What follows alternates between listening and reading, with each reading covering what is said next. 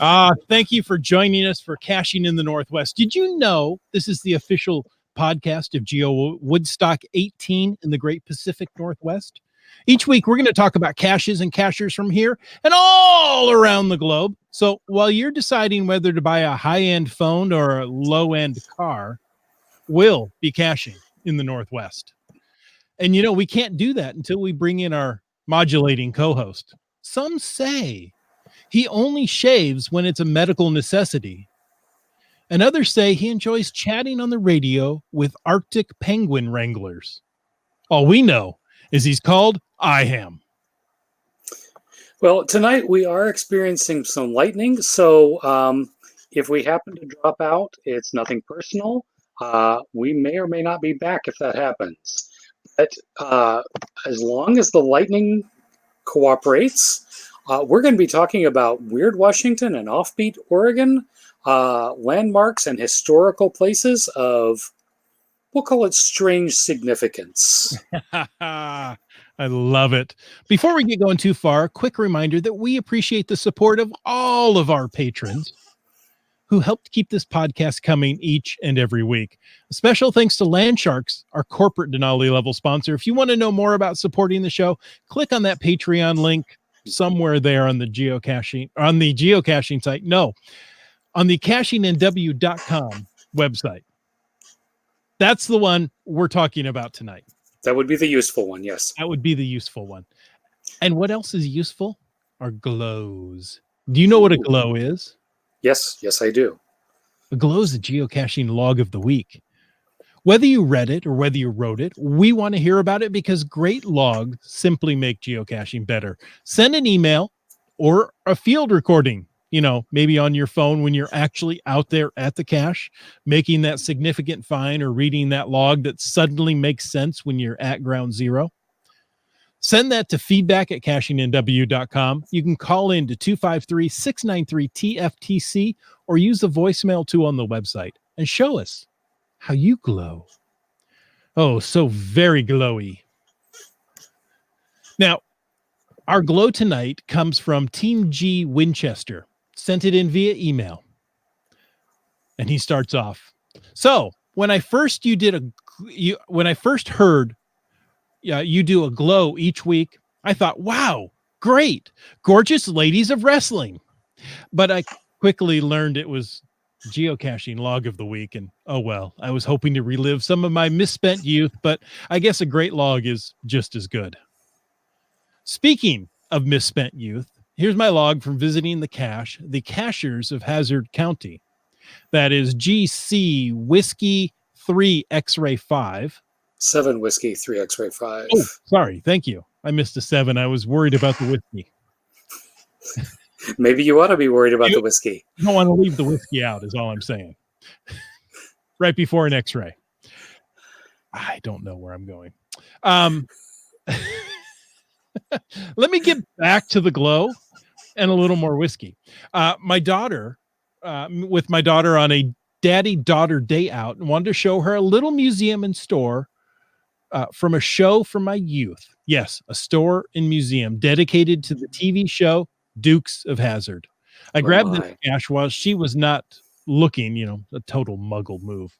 Here's my log.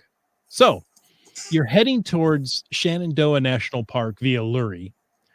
Where do you have to stop? Why, at Cooters, of course. I had a little bit of Uncle Jesse's shine. Maybe I did too, but could be why I'm a little off tonight. Hung out and talked with Bo and Luke while Cooter was tuning up the old Geomobile. Of course, once Daisy heard I was there, she brought her world-famous pie to me. I think she's still crushing on me after all these years. Well, that darn Roscoe and his gumball car comes up and tells me to move on, and then I hear my daughter saying, "Hey, Dad, when are we leaving? I'm bored." That's when I woke up from my dream. Sorry, Daisy. Until we meet again. Off to explore the Shenandoah National Park and get some earth caches. And yes, Land Monkey, my main goal for the whole day was to get the earth cache Little Stony Man. That's GC1 Echo Golf. Juliet Papa. Thank you. Yeah. Sorry. Long day, huh? Yeah, it's a long day. Okay, 1 Echo Golf Juliet Papa, and I pulled it off without my daughter even knowing we were geocaching. Just a hike in the woods. Of course it was. Yeah. There you go. So, thank you, Team G Winchester. We got to meet at, was it Cincinnati at the GeoWoodstock there? It was at a GeoWoodstock. I think it was that one. And he's already got his glow badge. All righty. MC3 Cat says, oops. Daddy daughter day out. Say that one 5 times fast. No, I think I won't. Thank you. Yeah. Mine is already on Cash Dash Splash. I don't think I'm going to go this weekend. But, you know, I may change my mind at the last moment. So if you want to add something to this weird show we're doing tonight, this is not an uncommon show, but yet it's weird. Use the hashtag weird in the chat to add tonight's show. If you have something to bring up in the after show, use the hashtag FATAS, and we'll get to that a little bit later. Perhaps even in the after show. The after show. Didn't sound quite the right. Yeah, no. Anyway. Only Wits End can do that right. Yeah. But we do love it when you leave feedback. And here's some YouTube feedback that we received this week from Tick Magnet. He says, wow, that was a fun show. It was pretty good timing for me. I spent Labor Day experiencing the new Bisman Eagle Art Adventure Lab in Bismarck and Mandan, North Dakota. So I assume he was referring to the Adventure Lab show from last week. Exactly. It was reworded to the NDGCA and built by the amazing geocacher Glowworm77. It is super fun. I really enjoyed getting a look into how they are made. Big thanks to Chris and Kev MacD. How about that? And Kev MacD, I know, is in the chat tonight. So thank you, Kev MacD, for that look into Adventure Lab creation. That was a good show. Yeah. We got more feedback via email from Greenwords. She says, hi, guys. Still in Ontario at this time, but will be heading home soon. Currently at 2424 fines, which Limax will probably like and know a good math fact about. And how true is that, right? Working on a streak for a challenge that I signed in PEI. That's Prince Edward Island for your U.S. listeners. Currently at 37 days. I need to fill all of September to log the find. At that point, I'll continue until I hit 60 days, as I know there's a challenge around home for that. Then I'll stop. Signed 3 challenges north of Toronto, 10 in Ontario, 10 in another province in BC. Signed 3 challenges north. I'm trying to, 10 in Ontario, 10 in province of BC. That was one. Mm-hmm. The second challenge is 500 in Ontario, 500 in another province. Happens to be BC. And the third is 1,000 in Ontario, 1,000 in another province. We need more challenges near home. That's all for now. Take care. We always need more challenges near home. I'm sure you know this, but Limax says, 2424? That's divisible by 101, the first 3-digit palindromic prime. Sure. Yeah. That works. Yeah, I don't know what that means. Okay. Yes, I do. I know what a palindromic prime is. I don't know if I had ever thought of what it was before I met Limax and he started telling me. Like, well, that makes sense. Yeah. Okay. It's the numerical equivalent for wow. It reads the same front ways and back. Or mom. Wow. Mm-hmm. Yep. That's a palindrome. Yep. Weird Al has an entire song on palindromes. Mm-hmm. But we're not talking about that weird tonight. We're talking about weird places here in the Northwest. Well, and there Well, are a lot of them around. It's kind of interesting. And many of them have geocaches at them for some odd reason. It's kind of weird. We're going to start off with uh, the burial place for Willie Keel. And I'm just going to read some stuff. Uh, Description. Um, it's called the strangest burial procession in American history, also known as the Tale of the Pickled Pioneer. So, Dr. William Keel wrote in a letter dated June 25th, 1855, William is leading us, and everyone keeps his eye fixed on this vehicle. They were camped on the bank of the Platte River, 10 miles from Fort Kearny. At first read, this sounds like a typical letter home from a wagon train along the Oregon Trail. But what this letter doesn't tell us is that William, more commonly known as Willie, was dead. That his wagon was actually a hearse, and he was pickled in whiskey. There's the whiskey again. I knew I needed more whiskey. Willie had become a competent wagon master, and his father had promised him that he would lead the wagon train west. The wagon train was scheduled to depart in May 1855, but just 4 days before they were to pull out, Willie died. But a promise is a promise. So Willie's father had the craftsman build a lead-lined coffin, fill it with 100 proof Golden Rule whiskey from the commune's distillery, and place Willie's body in it. He had a wagon refitted to use as a hearse, and off they went, with Willie leading the way. A little west of Fort Laramie, a band of Indians in war dress approached the wagon train. A painted brave rode close and pointed to the black box. Dr. Keel pried off the lid, and the Indian looked inside. At their leader's signal, each member of the war party rode slowly by and gazed solemnly into the coffin. Then the war party turned and quietly rode away. Willie and the wagon train finally arrived at the promised land of the Willapa Hills in southwest Washington. Willie was laid to rest, but the Bethelites, the group that they were traveling with, found the whole area too wet and too gray. So they decided to move on down to the Willamette Valley in Oregon and founded the Aurora Colony. Willie's grave site is along a sparsely populated stretch of State Route 6 in Washington. There is a pull-off for the marker. Willie's grave is on the hill behind it. And at the pull-off, you can find the geocache Camp Willie, which is GC1 Victor Fox 6 Mike. So, interestingly enough, the Aurora Colony, there's also some caches down in the town of Aurora, which is descended from the Aurora Colony. And if you're interested, there is a walking tour through the entire old town. You just go to any of the shops in the town, and they will give you a brochure.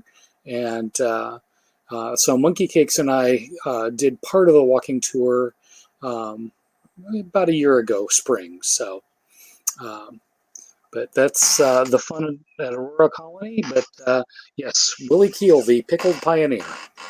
You know, the first time I heard that, I was like, why would, oh, wait, that makes a lot of sense, actually, because if it's a long journey, there's no way to keep a dead body fresh. The ice, your ice isn't going to last. Yeah. And that's, Yep. that was actually ingenious. You know, people are saying it was quite rude of him to pass away prior to the journey, and what a waste of good whiskey. Oh, so the next one we have is called Fugo. On a beautiful spring day in May of 1945, Reverend Archie Mitchell and his wife Elsie took a group of Sunday school children on a picnic on Gearhart Mountain near Bly, Oregon. Reverend Mitchell began unloading the car while his wife and children explored the area. One of the girls saw a canvas-like object on the forest floor and called the others to come see what she had found. Look at what we had. Look what we found, Elsie called back to her husband at the car. It looks like some kind of balloon. The pastor glanced over at the group gathered in a tight circle around the oddity 50 yards away. As one of the children reached down to touch it, the minister began to shout a warning, but never had a chance to finish. A huge explosion rocked the placid mountainside. Elsie, the unborn baby, and 5 children were killed almost instantly by the blast. Near the end of World War II, an attempt to attack the United States mainland, Japan launched its Fugo campaign, deploying thousands of high-altitude hydrogen balloons armed with incendiary and high-explosive bombs designed to follow the westerly winds of the upper atmosphere and drift to the west coast of North America. After reaching the mainland, these Fugo, the Japanese hope, would terrorize American citizens and ignite devastating forest fires across the western states, ultimately causing the United States to divert wartime resources to deal with the domestic crisis. The Fugo offensive proved to be a complete tactical failure. The only known casualties from the 9,000 balloons and the only combat deaths from any caused on the U.S. mainland were the 5 kids and their Sunday school teacher going on a picnic. Near the memorial is a solve on site field puzzle. That's GC6 November X-ray 64. So I know we've talked about that before on the podcast, but that's very interesting. That the Japanese tried that, and the only one happened to kill. The only one that exploded that we're aware of happened to kill a Sunday school teacher and their children. Mm-hmm. So, going back in time a bit further to a different war, we're actually talking about the Pig War. On June 15th of 1859, so this is actually before the American Civil War, Lyman Cutler, an American settler on San Juan Island, shot and killed a pig that belonged to the British Hudson's Bay Company. And it ignited a long simmering dispute between the U.S. and Great Britain over the ownership of the San Juans. Both nations sent troops to occupy the islands. The troops had actually been facing each other in an uneasy truce, as it were, for 10 or more years from camps on the opposite sides of the island. And as they sat there, the tensions between the two groups increased over the years. In 1853, the Hudson Bay Company had established an extensive sheep farm on the south end of San Juan Island, which angered Washingtonians. By 1858, unsuccessful American gold hunters returning from the Fraser River fields were settling on the island near the Hudson Bay farm. And this was before the... Oh, we have a typo here. Anyway, for all this, the pig remained the only casualty of what became known as the Pig War. So in 1846, when the 49th parallel was set as the border and Vancouver Island was allocated to Britain, the San Juan Islands were left in limbo. And they were unable to resolve the status. Did they belong to the U.S.? Did they belong to the U.K.? Matters came to a head on June 15th when Cutler found the pig, which was owned by the manager of Hudson Bay Company, named Charles Griffin, rooting for potatoes in his garden. So he shot the pig. When the British authorities sought to arrest Cutler, the American settlers armed themselves and requested military protection. Brigadier General William S. Harney, who was very anti-British, seized the opportunity to send 66 men to the island under the command of Captain George E. Pickett. Yes, that name shows up again later on in Civil War history. When he gets a credit card, right? Pickett's charge? Yes, exactly. Through the summer of 1859, both sides continued to send reinforcements, and by the end of August, there were 461 American soldiers who had an earthen redabout and had positioned 14 cannons in defense.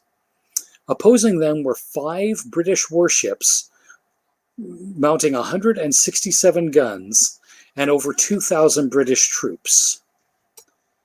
Authorities in the other Washington, D.C., were shocked when they learned that the pig shooting had triggered an international confrontation. General Harney was officially rebuked and later reassigned for allowing the situation to get out of hand. President Buchanan sent the commanding general of the Army, General Winfield Scott, to contain the situation. General Scott and Governor Douglas of British Columbia negotiated an agreement in which a token force from each country would occupy the island until a settlement was reached. The American troops remained on the south side of the island in what became known as American Camp. And on March 21st of 1860, the British Royal Marines established English Camp on Garrison Bay on the north end of the island. San Juan remained under joint occupation for 12 years. And in the Treaty of Washington in 1871, British and the U.S. agreed to have the San Juan dispute arbitrated by Kaiser Wilhelm of Germany, Kaiser Wilhelm I. On October 21st, 1872, the Kaiser ruled the boundary should run through the Haro Strait, giving the San Juan Islands to the U.S. The Royal Marines withdrew from the English camp on November 25th, 1872, concluding the Pig War without any casualties except the pig.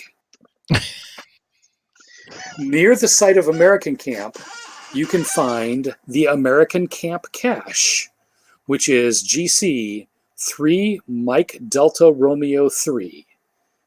Unfortunately, there are no caches near the English camp location. You know, things like this in history, you can't just go make this up. I mean, this, okay, so there were hostilities to begin with. You look at the American troops were outnumbered 5-1, almost over 10-1 in cannons. They wouldn't have stood a chance. Nope. But they were going to stand up for their rights. That's right. You remember the Alamo? Wait, that's not the same. They wouldn't be remembering the Alamo, no. Not yet. In the chat there, let's see. Kev MacD says, really, they should have just invited them they should have just invited them over for whiskey and bacon. There you go. Yeah. Except for the whiskey was all down in, southeast Washington, or southwest Washington, I mean. In a coffin. In a coffin. Yeah. Yeah. And Brylang says, oh, you should serve that at the next Hands Across the Border event. Just leaving that alone. Yeah, the Hands Across the Border event. Nicely done. Cooperation between the British Geocaching Association and the Washington State Geocaching Association. You might want to British Columbia. That. Yes, not just British. Oh, sorry. Yeah, well, you're right. I'm sorry. British Columbia Geocaching Association. And it was a nice event right there at the border. It was a lot of fun, yeah. It was. So whiskey and bacon next year. What do you think? I'm thinking the bacon would probably be well within the rules of the park. I don't think that the whiskey necessarily would be. Okay. Well, at least do bacon. In honor of the pig that started a war. Absolutely. Yeah. And was its only casualty. Yeah. Which is a good thing, actually. And speaking of bacon, do you want to head into the next one here? Well, you can't have bacon without eggs. Now, these are caches at unique locations. We're going to talk about the Winlock giant egg. The big egg in Winlock is 12 feet long and weighs 1,200 pounds. Can you imagine the chicken that laid this egg? Can you imagine the squawk from the chicken that laid that egg? This is Paul Bunyan's chicken, must be, right? It sits on a pedestal, the egg, not the chicken, on a 10-foot steel pole in the wide grassy median running through the center of town. On the pedestal is written, "World's Largest Egg." Winlock is America's second largest egg producing town until the 1950s. I had no idea. And currently, local egg production remains strong. Nearly 2 decades relating, or I'm sorry, two nearby caches relating to the giant egg are GC 540 Golf Zebra or Zulu. Which one do you like better? Zulu. Zulu. Golf Zulu. That's the cock of the walk. Hold on while I paste this into the chat. And GC71 Echo Bravo. One good egg. It's a virtual. It's just one good egg. I think that would be a much bigger, anyway, selection. Just think of the omelet you could make with this egg if only you had a pan large enough. Well, we might actually have a pan large enough because the next location we're going to is the Long Beach Giant Skillet. All the folks that are heading down to Cash Dash Splash, if they don't already have this virtual, be sure you grab it, because the self-proclaimed world's largest frying pan in Long Beach is a year-long reminder of the town's annual Razor Clam Festival. It was forged in 1941 by command of the town's Chamber of Commerce. Including the handle, it is 14 feet long and it is 9.5 feet wide. And despite its name and impressive size, it is no longer the world's largest, having been surpassed in subsequent years by other towns with more ambitious plans and more ambitious pans. But while you're there, be sure you check out GC 7 Bravo 6 Charlie 5, the virtual cache for the world's largest frying pan. Now, I am disappointed it's not made out of steel or cast iron like a frying pan ought to be. But that's okay, because that sucker would be heavy. Yep. And Long Beach also claims it's the world's longest beach as well. And I don't believe it is. So it's up there, though. It definitely is one of the longest. And it's a good place to get your car stuck if you're not careful. You know, that can always happen out there on the beach. You got to be careful where you're driving. Now, I have seen the world's largest frying pan. I have not seen the world's largest egg, but I've also seen this next spot. We went to it just this summer, and it uses a phrase that I grew up with in Ohio and had no idea what it meant or where it originated. What the Sam Hill are you talking about? That's exactly it. Let me tell you about Sam Hill. He was famous for having pioneered the modern road building techniques and creating many of the scenic highways in the West. But it was his work on his utopian vision that got everyone saying, "What in Sam Hill?" Hill was a Quaker and used his money to organize and build a Quaker utopian community on the banks of the Columbia River in the early 1900s. Unfortunately, no Quakers besides Hill ever moved there, and his utopian vision failed after a few short years. Yeah, that you got to have more pieces than just, if you build it, they will come. Yep. Hill was friends with various socialites and celebrities, including Queen Marie of Romania, who was living in exile at the time. Parisian modern dancer, I'm going to go with Loie Fuller. I took French, but that's a name I've never put together before. Convinced Hill to turn his mansion into a museum. The ranch surrounding the museum contains the Hill Loops Road, the first macadam asphalt. Macadam. I don't know what that is. It's a type of asphalt. It's a type of asphalt. It's macadamia nuts in the asphalt. I don't think that's how it works. Oh. Macadam asphalt paved road in the Pacific Northwest, which was built by Hill and takes the driver down steep, scenic twists and turns. One can also visit Stonehenge at the museum, a replica of the original in England. Hill, a dedicated pacifist, built this concrete Stonehenge as a memorial to the human sacrifice of war, making this the earliest World War I memorial in North America. Hill's grave sits nestled on a hillside just below, and you can find this at GC1 Yankee Golf 95 Stonehenge. And I went there this summer, and let me tell you, it is sitting on the edge of the Columbia River. Wind is whipping through there.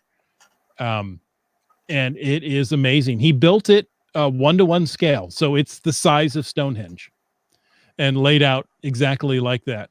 There was a plaque there that said, it's not built with the rock that they used to build Stonehenge or that same style. But he says, if they were to build it today, I think they would have used concrete just as I did. Okay, there you go. But it's an interesting thing to walk through. Like I say, the wind was really whipping up and, your eyes dry out very quickly, but it was still worth it. Hang on to your hat, huh? Oh, I didn't even wear one. There you go. When you have trouble opening the doors because of the wind, you figure I'm going to leave the hat behind. Probably a wise choice. Yeah. So, and like you said, his grave is also near the Stonehenge. And speaking of graves and family cemeteries, we're going to move on to the McMillan Family Mausoleum. Many people think that family cemeteries, particularly ones in the western U.S., consist of a couple tumble-down marble or wooden headstones surrounded by a rotting picket fence. And sadly enough, this is mostly true. But there are exceptions. Take, for example, the family plot of the McMillans in Roche Harbor, up in the San Juans. John McMillan owned the local lime works and was active in local and state politics. He built a family mausoleum, and it's located near Friday Harbor and can be found by following a trail leading through the local cemetery. The trail leads through a green overgrown wood, and a sign reading "Afterglow Vista" marks the entrance. After going through the gates, visitors must walk up 3 flights of stairs. And once they are up the stairs, they reach a raised platform on which several pillars support a domed roof. The dome has a central opening supported by Maltese arches between the columns. Originally, McMillan planned to have a bronze top placed over the opening, but the family decided to leave it open to nature. Rather than landscaping around it, they left the entire structure, including the family crypt on the platform, open to the elements. Perhaps the most striking feature of Afterglow is the large limestone table on the platform, which symbolizes the entire McMillan family meeting in unity over dinner. Around the table are chairs for each family member, with the corresponding names written on the chair backs. And a hollow niche inside each seat serves as a place where each family member's cremated ashes rest. Besides the family, one other person is buried here. Ada Bean was McMillan's personal secretary and more like family than an employee. So after she died, she was cremated, and the family kept her ashes, which were later interred in the family crypt. You can go and take a look at this, and while you're there, be sure you check out Lord of the Limestone version 2.0, which is GC 4 Kilo November Golf Juliet. Nice. Yeah, there's so many interesting places. Now, Brylang in the chat brought up some things about, we're going back one to the road. Okay. I had never heard of the I can't even say it. Macadam Road. Yep. Now, macadaminized roads were usually just tar mixed with gravel, which led to the creation of the term tarmac. Yep. That was new to me. Yep. There's also a macadam road in Renton that if you're doing the Valley Cities Geo Tour, you have to drive along Macadam Road. to get to at least one of the caches there. What type of covering is It's on that road? at this point, it's just plain asphalt. It's similar then, right? Yeah, it's similar. Yeah. MC3 Cat says, leave it to geocachers to point out oddities. Well, yeah. Yeah. But, it takes one to know one. Oh, wait. Geocacher, I mean. Now, we've got another famous Seattle landmark, actually a little south of Seattle. It's part of a cowboy-themed gas station built in 1954 named Premium Tex. The orange hat, 19 feet tall and 44 feet wide, sheltered the station office, and the boots were the cowboys and the cowgirls' bathroom. The slightly smaller one was for the ladies. Its owners had hoped to expand the gas station into a Western-themed shopping center named Frontier Village, but the effort proved unsuccessful. The gas station closed in 1988, and Hat and Boots sank into a period of decay and vandalism. Skateboarders cracked the brim of the hat. That's a shame. A local community council raised funds to help save Hat and Boots, which in 2003 were moved to Oxbow Park in Seattle's Georgetown neighborhood, a half residential, half industrial section of the city. The boots were restored to their original state in 2005, but the hat remained a wire skeleton for years until its restoration was completed in 2010.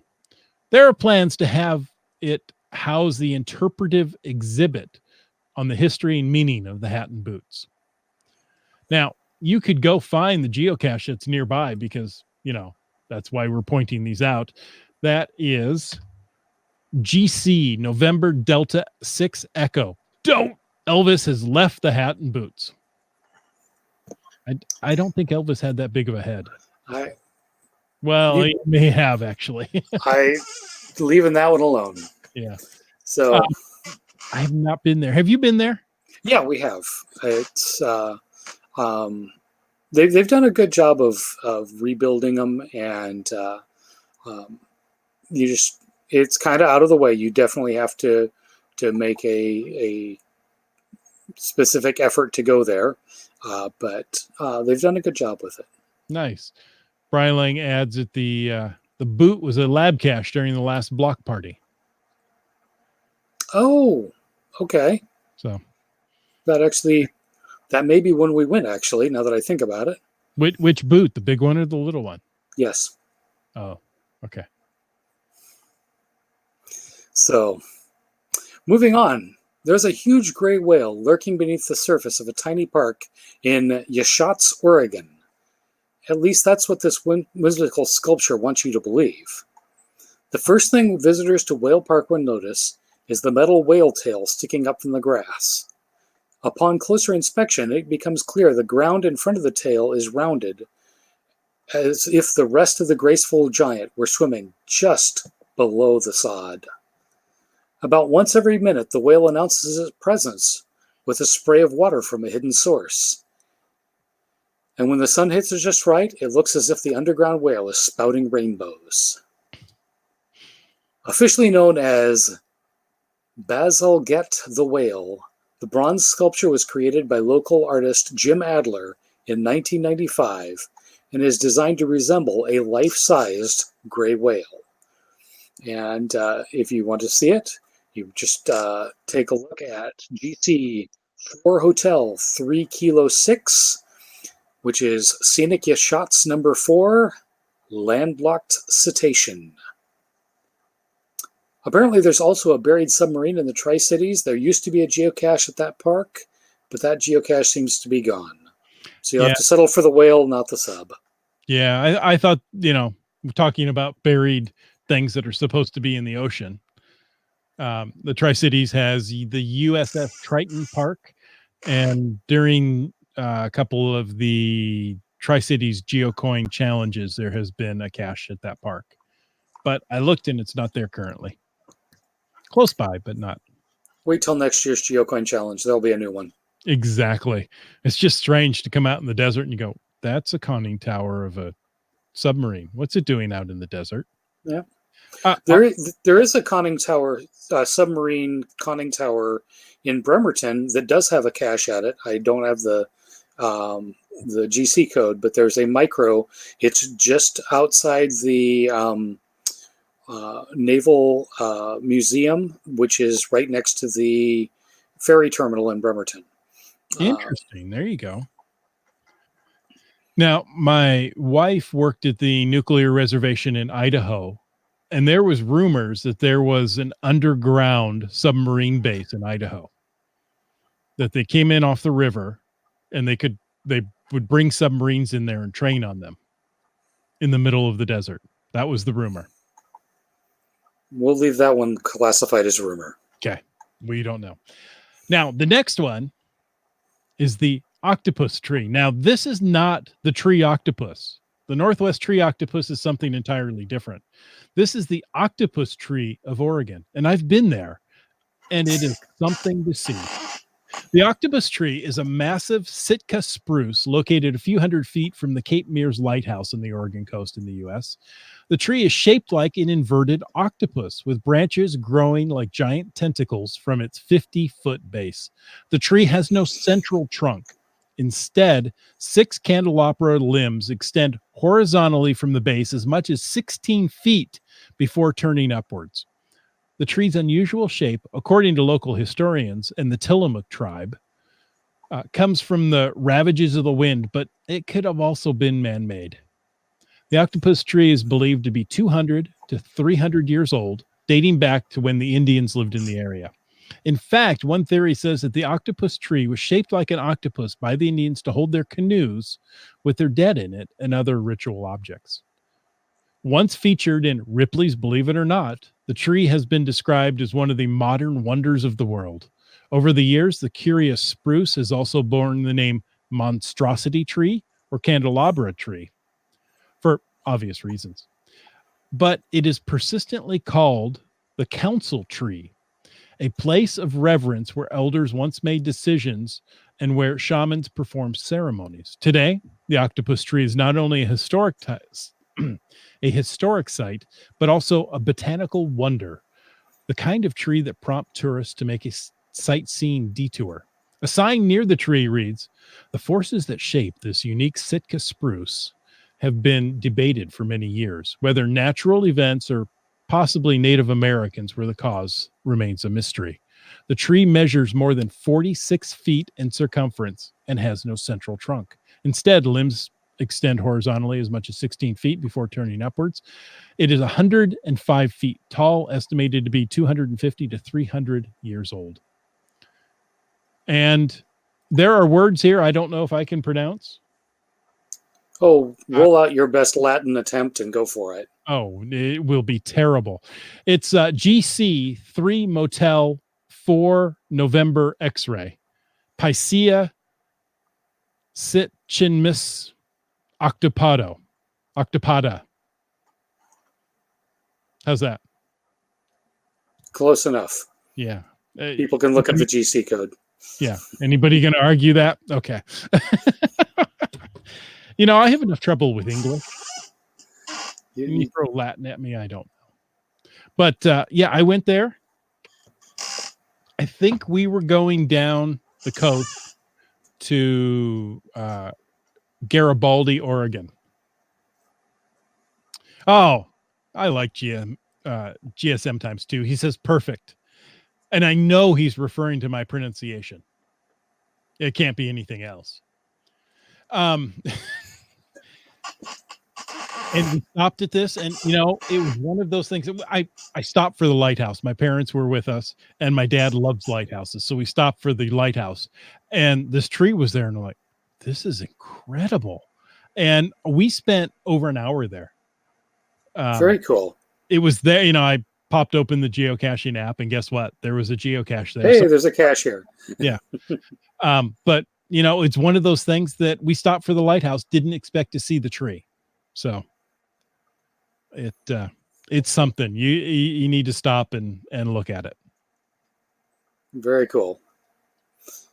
So, and did you know that you can visit a volcano without leaving the city limits of Portland? No, I didn't. Well, you can. Oh, okay. And oddly enough, there's an earth cache there. Portland is one of 3 cities in the continental U.S. with a volcano inside the city limits. Don't worry, it won't erupt and wipe out a bunch of vegan restaurants, as the volcano is in fact extinct. It is one of at least 10 caches at Mount Tabor Park. And the volcano has actually been cut away, part of it, as a quarry, the cinder cone. So if you go, check out GC11 Juliet November 6, which is vents, more than just boring. The volcano is part of the boring lava field, and which also gave it name to Boring, Oregon,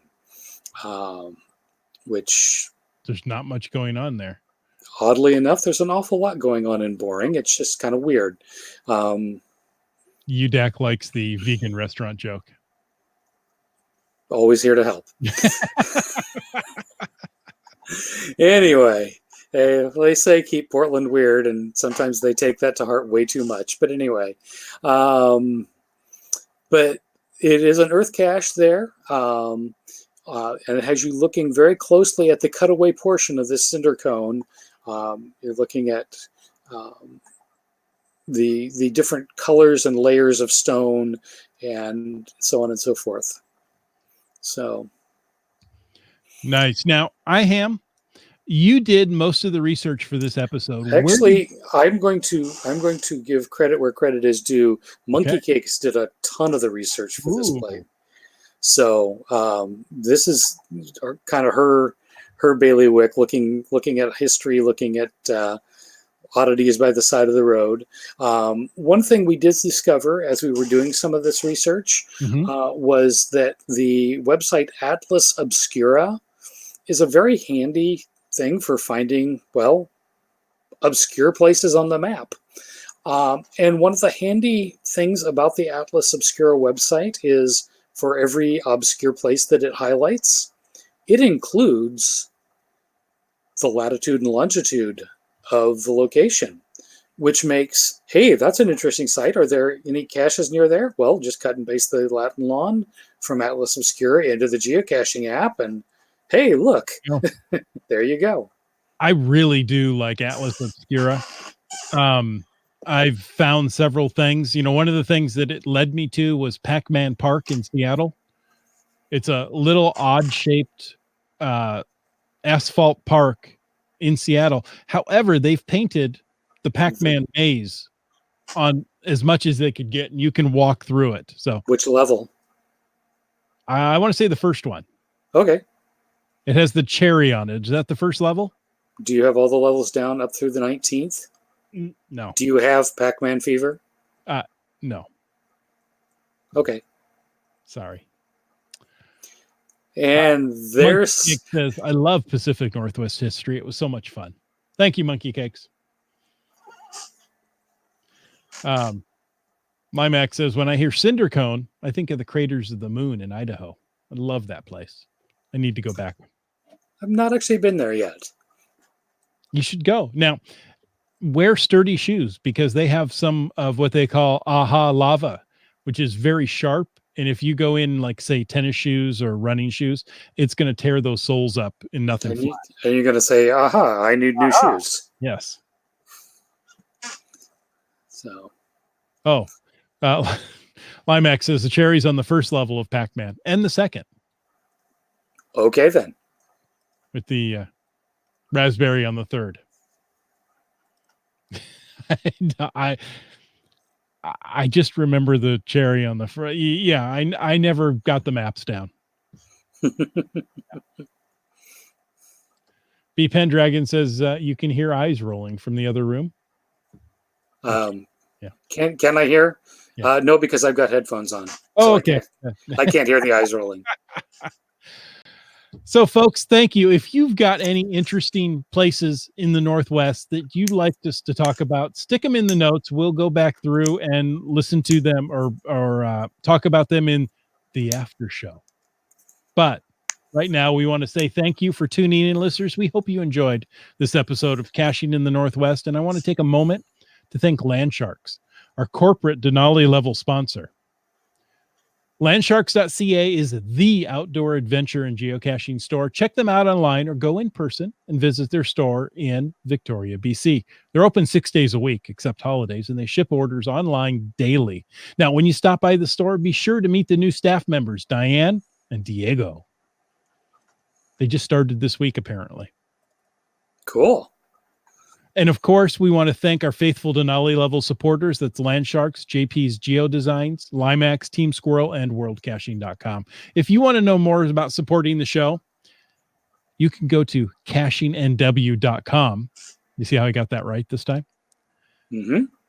And check out the Patreon link on the website. And as we do each and every week, we want to thank all of our patrons. And we start with Broncos Fan for Life. And Sprouter. How about Camp Clan? Let's give them a hand. Okay. Tick Magnet. Kev MacD. Subway Mark. Dora Moore. Dune Buddy. Kid Vegas 19. GeoNav Pros. Wino Seattle. Hackerdoc. Billy Robson. Genice. Antaeus. Keats 94. Trexer Zero. MC3 Cats. Kennel Barb. M-Nerve. Wet Coaster and Greenwords, who sent in emails. Thank you for that. Segehove. Alarobic. Keepers of the Cash Flow. Highlands Guy. The Geo Travelers. Boomer 365. GSM times 2. Kitty Quest. T-Sayer. Seebeck Tribe. And CRS 98. And our newest and returning B Pendragon. So thank you, each and every one. Now, iHam, if people, wanted to ask you more weird questions, where could they find you upon the interwebs? Well, probably the easiest would be to just use the geocaching messenger messaging page to talk to iHam. If you're board, you can also look for me as at AF70, that's an O, not a 0, on Twitter. But probably the easiest is just contact me through geocaching.com messaging. Nice. Well, thank you for coming on tonight. We really appreciate it. And thank you for having me. Weirdness with you. Because always we glad to help you before you were here. Right. Yeah. Nobody's going to believe that. And, since we started the show, I haven't seen any lightning out my window. Always a good sign. So if there's a lightning storm, listen to Caching in the Northwest. It's going to help. You know what? You could always tweet to Caching in the Northwest at CachingNW, Facebook.com/CachingNW. On Instagram, I'm Caching in the Northwest. You know what's better? Head on over to CachingNW.com/hosts. Read our bios. And you can find all those social media links that you're looking for. And most of all, we want to thank you for taking the time to listen to this episode of Caching in the Northwest. Don't forget that you can be part of the show. Call into 253-693-TFTC. Leave us a comment, ask me a question, or direct me to a weird place any time of the day or night. That sounded better in my head than when I just read it. Yeah. Of course, you can email us at feedback@CachingNW.com. Your support helps keep quality shows coming. If you like the show, click the Patreon link on the CachingNW.com website and subscribe on iTunes, Google Play, Stitcher, and more. Give us a thumbs up or a review. The show's produced by Chris Umfenauer, Jim Paulwitz, and Jay Kennedy. It's licensed under Creative Commons Attribution 3.0 license. Copyright 2019 by Chris Umfenauer. And folks, stay tuned for The After Show. Oh, that sounded better. Yeah, well, The After Show. let me get a drink of water. My voice didn't sound quite right there. There we go. Yeah, stay tuned for the after show where I'll mess up more things that you just read. Fair enough. Okay, so whoops. B Pendragon says Pac-Man only has one maze. Miss Pac-Man has 4 that it cycles through. Okay, so each level the ghost went on a different pattern, and that's what you had to memorize.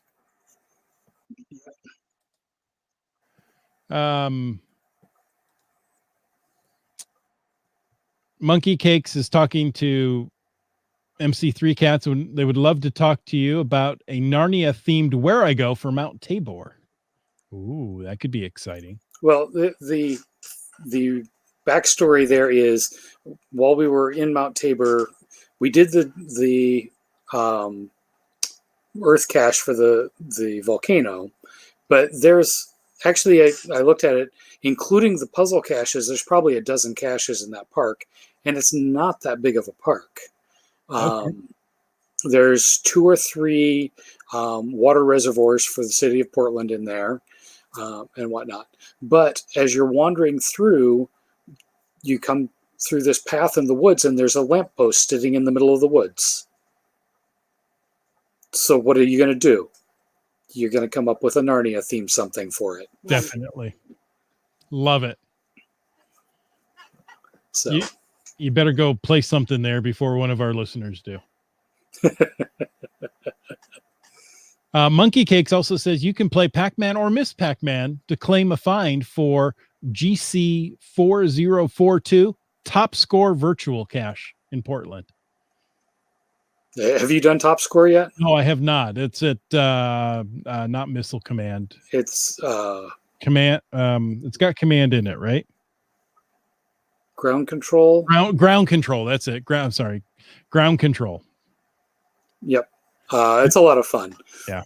I found one of the most obscure games that had a very low high score on it, to be able to claim the cache. Now, because you go ahead.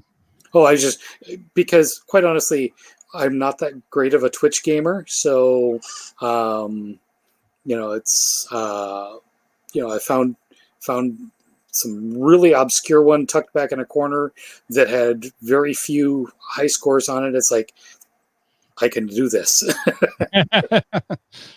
In the description, it says the high scores are reset every day, but you found that not the case. That is not necessarily the case. And we actually got there fairly early in the day, and there were some high scores on some of the machines. It's like, yeah, there is no way. Come on, just slap down $20 worth of quarters. You can learn the patterns. Yeah. No. Can you name the 4 ghosts of Pac-Man? Inky, Pinky, Blinky, and Clyde. You read it, didn't you? No, it actually, I knew it. It popped. The words were coming out of my mouth before it popped up on the screen. So nicely done. I don't know if I could have come up once you got me started. I would have gotten them, but to start with, I don't know if I could have. Well, we used to have a cat named Dinky, so that's. Oh, there you go. Back when I was in high school, about the time that Pac-Man was a thing. And do you know the names of the ghosts in Miss Pac-Man? Were they different? Not a clue in the world. Okay. The creator of Miss Pac-Man is a geocacher. Yep. So there you go. B Pendragon says they also go faster, and then because of an off by 1 error, it completely bombs out at level 256. Overflow leads to reading bad data from the wrong part of the memory. Interesting. I had no idea. Can anybody get to? Well, obviously somebody got to level 257, right? Because that's how they discovered the bug. Yeah. There you go. Yeah, Pac-Man. You can look at Pac-Man Park in Atlas Obscura. Let's see if I can bring it up on the screen here. Found it. And I will paste the link here. And I can share a screen. Hang on. How do I do this? Share screen. I want to share a Chrome tab. This one. And here we are. There's Pac-Man Park. So it's as you can see from the one image here, I'll blow it up a little bit.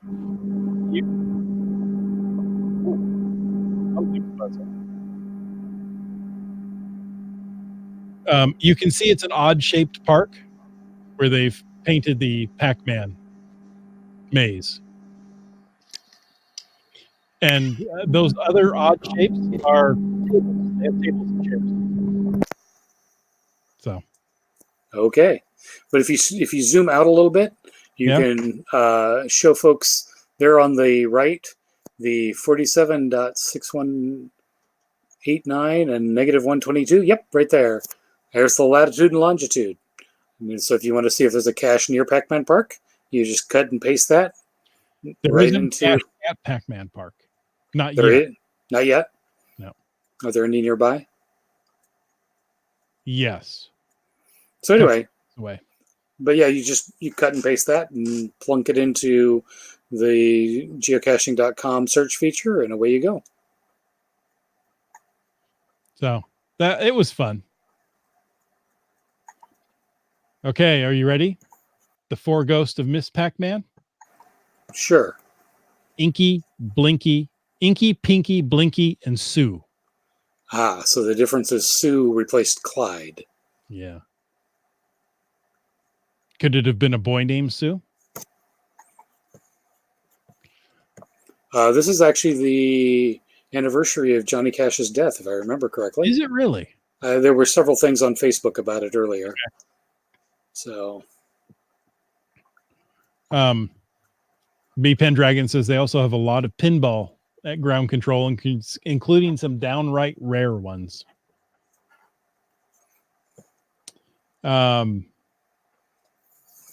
Limac says the Pac-Man glitch is a big plot point in Ready Player One. Now, you're right. I saw that movie a couple of months ago, but I couldn't remember that it had Pac-Man in it. What was the other silly movie when all the video games came to life? Pixels? Pixel, yeah, by aliens or some such. Yeah, that was when, the creator of Pac-Man says, "Oh, you have become such a big baby," and then gets eaten. Yep. Yeah, it was funny. The ghost in Miss Pac-Man had earrings. I don't think I had ever noticed that. Okay, one more Pac-Man reference, and then we'll be done tonight. Highest possible score in Pac-Man, which involves not losing a life until reaching level 256, is, I have to look, 3,333,360. 7 people have been verified to do it. The fastest in 3.5 hours. Good grief. Quite a thing, isn't it? There's 3.5 hours of their life they're not getting. Yeah. Hey, maybe they need to be introduced to GCD. Ooh. You can't say that. I already did. No. Folks, thanks for joining us tonight. And until next week, get out and go visit Pac-Man Park and get caching in the Northwest. Good night, folks.